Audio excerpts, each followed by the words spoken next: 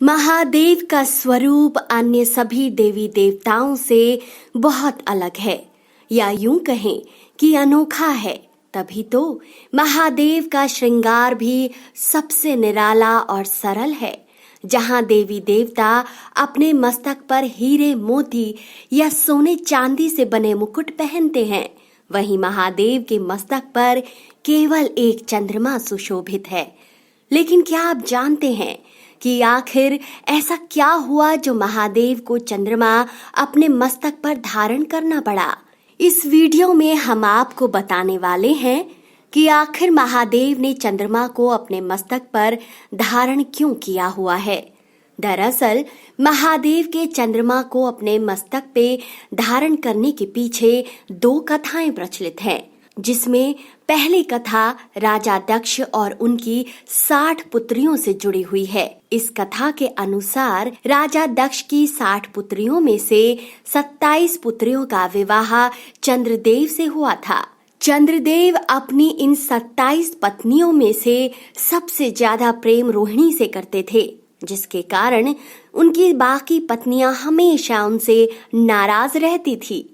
जब ये बात राजा दक्ष को पता चली तो उन्होंने क्रोध में आकर चंद्रदेव को क्षय रोग होने का श्राप दे दिया, जिससे छुटकारा पाने के लिए चंद्रदेव ने महादेव की कठोर तपस्या की और तब चंद्रदेव की तपस्या से प्रसन्न होकर महादेव ने चंद्रदेव को उनके क्षय रोग के श्राप से मुक्त कर दिया और उन्हें सम्मान देने के लिए अपने मस्तक पर धारण कर दिया। वहीं दूसरी कथा के अनुसार जब समुद्र मंथन हुआ और उससे हलाहल विष निकला तो पूरे संसार को बचाने के लिए महादेव ने उस विष का पान कर उसे अपने कंठ में धारण कर लिया।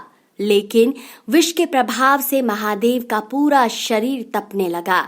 इस ताप को कम करने के लिए चंद्रदेव ने महादेव से प्रार्थना की कि वे चंद्रदेव को अपने मस्तक में धारण कर लें, जिससे कि चंद्रदेव की शीतलता से उनके शरीर का तापमान कम हो जाएगा। जिसके बाद महादेव ने चंद्रदेव को अपने मस्तक पर धारण कर लिया, जिसके बाद महादेव के शरीर का तापमान धीरे धीरे कम होने लगा और विष की तीव्रता भी कम होने लगी।